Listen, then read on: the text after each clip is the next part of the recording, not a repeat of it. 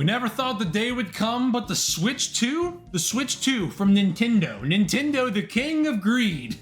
The king of games never going on sale. Nintendo's Switch 2 is the king of budget handhelds right now. Now, obviously, a handheld that is $450 and increasing soon to $500 is still a lot of money in today's world, but compared to everything else going on, good God, this is the best deal in gaming, period.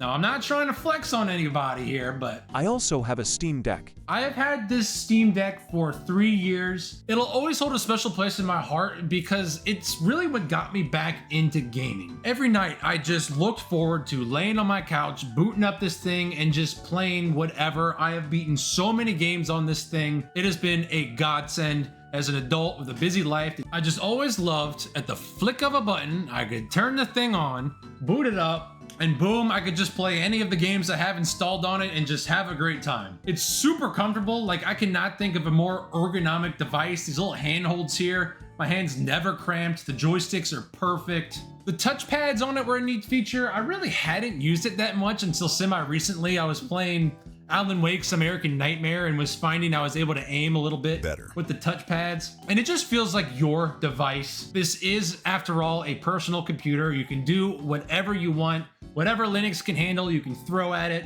I've emulated some games. Before I had my PC, I would even hook up a mouse and keyboard to it, hook it up to my monitor, and play Age of Mythology, one of my favorite games of all time. The one downfall always was its power. Like, I never felt like a lot of new gen games were really worth playing. Like, you could kind of tinker around and go online and find like the best settings, but I just always liked playing like indie games and just older games I'd never played before. And you also have the benefit of Steam. Steam games go on sale a lot. I've picked up several fantastic games for pennies on the dollar. Balatro, which I've poured probably 300 hours into. I got it for like 10 bucks, I think. Limbo, for example, a short game, only was like 3.5 hours. I bought this for $1, but it was a fantastic game. I've purchased countless games on humblebundle.com. If you've never heard of it, it's a website where you can buy bundles of games. It's usually like 10 or 15 bucks.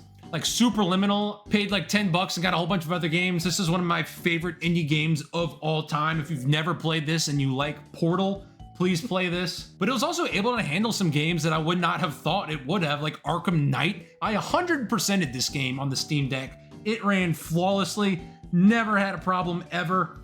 Absolutely beautiful game, and I was stunned with how well it ran. And then I also have to shout out Hades. This was also one of my favorite games I played on this. Such a fun roguelike. I don't really need to say much about it. Super popular game. Purchased it for $13. Just absolute steal. I've only put 26 hours, but I easily could have put 100 because it's so replayable. And the reason I'm going over all of this is I always considered the Steam Deck a great budget handheld. But if you look at the prices now, good God, it is no longer the king of the budget handhelds. Although mine is not the OLED version, I just cannot physically comprehend paying $950 for a 1 terabyte OLED Steam Deck. That is bananas, bonkers, insane. If you are buying this, what is wrong with you?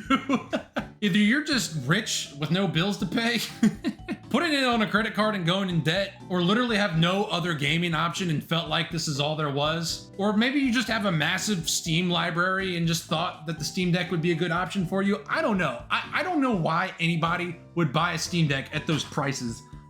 That's insane. Because like I said, talked about how I love the Steam Deck, but it is severely underpowered. For example, when Helldivers 2 came out, I really wanted to play it with all my friends who had PCs and were playing. So I bought it and started playing it on this thing. It ran so bad. It was like 30 frames a second, if that. If there were too many roaches on screen, it just lagged like hell. It was miserable. So any new gen game, it's almost just unplayable. You'll see some people, they'll put all the games at the lowest settings as possible, but I don't know. Anytime I've tried that, I just hated the experience. The Steam Deck is great for emulation, older games, and indie games, and to me, that's it. But back to our new budget king, the Switch 2. Aside from the fact that it's not as ergonomic, the Steam Deck is so much more comfortable to play in handheld mode. But aside from the ergonomics, the Switch 2 is just the superior handheld, just period. The Switch 2 is better than the Steam Deck in every way, and I guess you can probably access more games on the Steam Deck for cheaper than you can the Switch 2. Because yeah, if you want to buy Mario Kart World, for example, it's still what, $70, which is insane for Mario Kart. Like, I haven't played it yet, but I just feel like if you've played one Mario Kart, you've played them all. That might be a hot take, but I just cannot see how in any way Mario Kart World is worth $70. But what I'm here to tell you is Switch 2 games aren't as expensive as you think they are. This is a little crazy holding this all in my hand, but check out this stack here. Ooh, my backlog is big. And it keeps getting bigger. But yeah, let's go over the stack. If I had bought this all at retail, just off the top of my head, 1, 2, 3, 4, 5, 6, 7, 8. There's 8 games here. This would have been like $500 worth of games if I bought these all at release, but I absolutely did not do that. Because first there were these were my first 3 that I bought. These all came from Costco. They were $30 each. I bought all 3 of these. With taxes, it was probably $100. I'd actually bought this one originally for $50. Then I was there another day at Costco, they dropped it down to $30. So I got $20 back and picked these up, as well as my case, which I don't know where it is, and a controller. This was $20. So even accessories, I got a controller and a case for $20. The case has been perfect, wherever it is. But yeah, and this was my first introduction to, okay, maybe the games aren't as expensive if you're patient and willing to kind of hunt a little bit. Because next up, I was at Walmart one day. All of these games, when they released, I think were above 60, 70, I don't know, I can't keep track. There's no way in heck I would have paid $60 for all 3 of these, because I paid $40 for Tears of the Kingdom, $40 for Kirby Forgotten Land, and I think Mario Tennis Fever was $45. I love Mario Tennis so much. I have the 64 version still, so I just really wanted to pick this one up. So yeah, again, $100 for these 3. So instead of paying like, I don't know, $400, which this would have been, by being patient and waiting, I only paid like, I don't know, $200 with taxes again, math, I don't know. And then finally these 2. Actually, wait, there's a 3rd one. I'm missing one.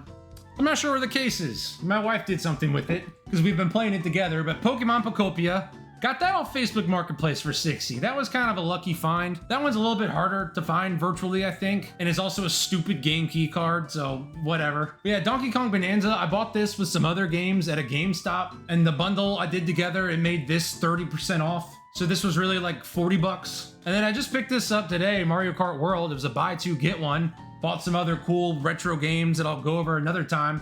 But this was essentially free with those other 2 games. I mean, I still have to pay money, but I'm editing this now and I realized I didn't explain those deals very well. But at GameStop, it was 2 separate sales. The first sale, it was buy 6 games, get 30% off your whole purchase. So I bought 6 games, bought some pretty cool stuff. Maybe I'll go over the rest of the haul in another video. But like one of them, I just picked up like a $7 game to complete the rest. I don't even know if I'll ever play this. So when I bought those 6 games, everything was 30% off. So I got Donkey Kong Bonanza used at 30% off. That's why it was $40. And then with Mario Kart World, it was buy 2 pre-owned games, get 1 free. So they had this pre-owned copy of Mario Kart World. And I also ended up getting Scarlet Violet plus Area Zero. So it's the base game with the DLC, which I just thought was pretty cool that you don't have to buy the DLC digitally. And then Spider-Man Shattered Dimensions. I just thought this was really cool, completely unrelated to the Switch 2. But this game can go for like $100, and I got it for free with this deal. So Mario Kart World was not free, but if I ever decided to sell or get rid of these, essentially this game was free in equity, I guess.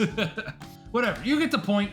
If you're patient, if you're willing to look around, wait for sales, the rumor that Switch 2 games never go on sale is a lie. There are deals to be had out there. So yes, in terms of like Steam games that you can get for like $20, $10, these are expensive. But I've also seen some deals on the Switch 2 eShop. Like, I just like that I can own this stuff physically. That is a perk that you don't get with the Steam Deck. I get to buy physical games again, which I love buying physical games. Look how pretty these spines are. If I put them on a shelf, I don't have a shelf to put them on, but look, if they were in the background, maybe like right here on these boxes I need to get rid of, look how pretty that looks. And back to the subject of game key cards, they obviously do stink. Like, I prefer the games to be on the carts like all these are. Let's be honest, like most physical media nowadays is a game key card. Like in my last video when I was playing that Dead on Arrival game for the Xbox One, like nothing was on that disc. It was downloading individual characters. Like, media existing on the actual disc or carts has been pretty dead for a while. And honestly,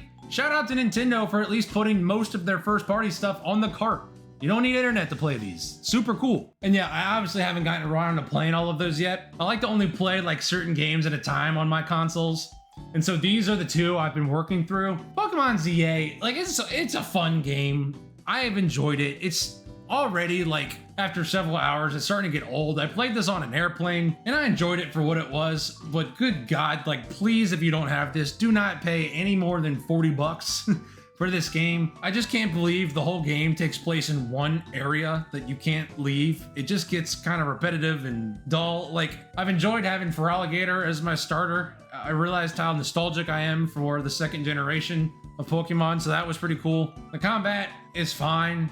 I think they could have done a little bit more with it, but it's just not as fun as I think it could have been. And I still like Legends Arceus way better. That is a 10 times better game with way more exploration and just a cooler, well, it doesn't have a great story, but just the whole theme of that game being in the past was just cooler than exploring a city. That's it. And then Metroid Prime 4, like this game is hated. I'll be honest, it's my first 3D Metroid game I've played, but like this is a fun game. I realize it's probably not as good as the first three. I do want to play those at some point, but good God, when I'm sitting down at my couch and this is on my 4K TV, it is beautiful. It runs like a dream. It's just a great plug and play first person shooter. There's no fuss. I don't have to mess with any graphics settings. Maybe if I turn down the water textures a little bit, I'll get like 3 more FPS. No, it just runs perfectly, flawlessly in handheld mode on my TV, and even using the Joy-Cons, like sitting on the couch, is just a great way to play this game. So I'm having fun with it. I think it's a little overhated. Again, I got it for 30 bucks. I think that's a great price for this game. I would not have been very happy with it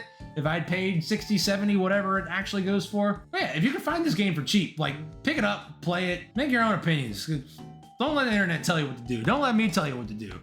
If you don't want it, don't buy it. Be your own person. Go pay $950 for a Steam Deck. I'm not your dad. But yeah, I just really wanted to get that off my chest. I'm working on a couple other bigger videos right now, which is why I haven't posted in a while. I'm looking forward to those coming together. But I just had some time. I just wanted to hop on here and yap a little bit and declare the Switch 2 as the king of the budget handhelds. Hooray. I love handhelds. I bought a Vita recently too. This is my first device with an OLED screen. Honestly, if you want an OLED screen so bad, buy one of these. This was 200 bucks. This is way cheaper than anything else, and you can hack it and just play whatever you want. I think I'm just gonna keep this and sell all my physical PS1 games because it plays PS1 games on the go.